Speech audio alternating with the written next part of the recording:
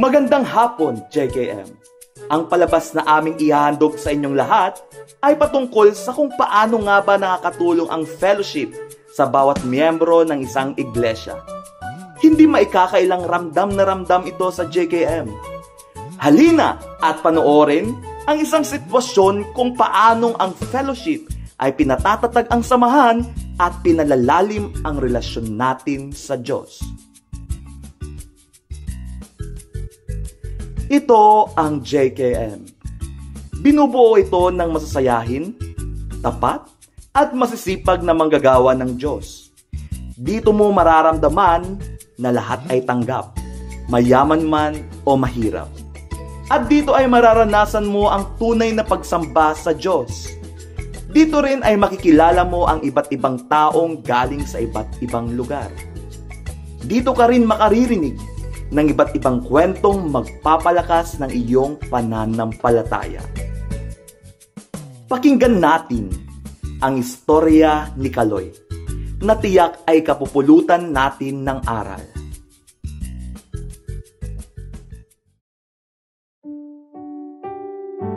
Isang araw, si Kaloy ay nagkwento tungkol sa kanyang karanasan bilang isang manggagawa.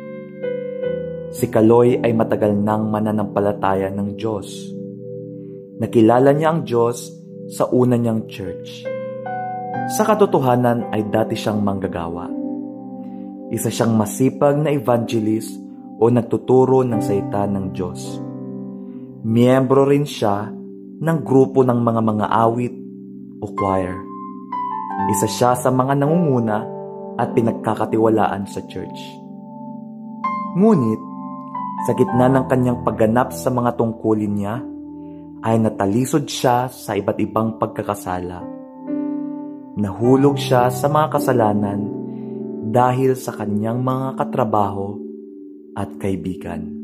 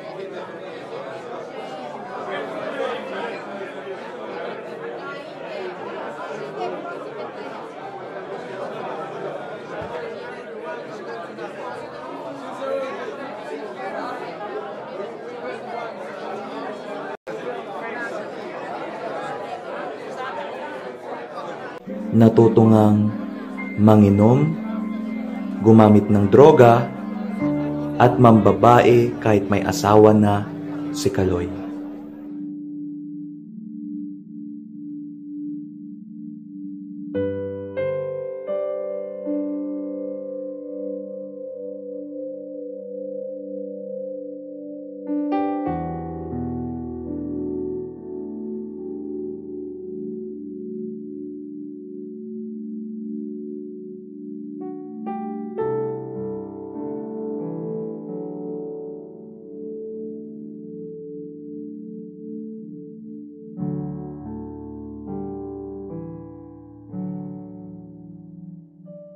Ngunit, hindi pumayag si Kaloy na maging ganon ang kanyang buhay.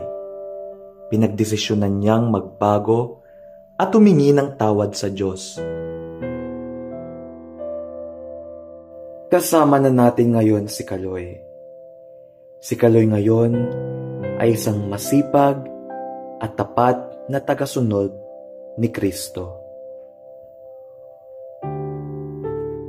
Ito naman si Ramon. Nakinig siya ng maigi sa kwento ni Kaloy. Si Ramon ay matagal nang malungkot at nababalisa dahil sa kanyang nagagawang kasalanan habang siya ay naglilingkod sa Diyos. Minsan ay napapatanong siya sa sarili kung karapat-dapat pa ba siyang maglingkod sa Diyos. Pero dahil sa patotoo ni Kaloy, biglang lumakas ang puso ni Ramon na bumangon mula sa pagkakasala at ipagpatuloy ang paglilingkod sa Diyos.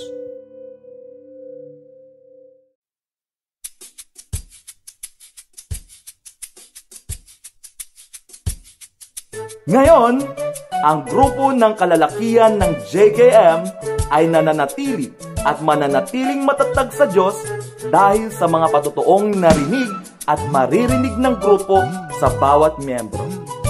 Iyan ang isa sa pinakamagandang epekto ng fellowship sa bawat miyembro.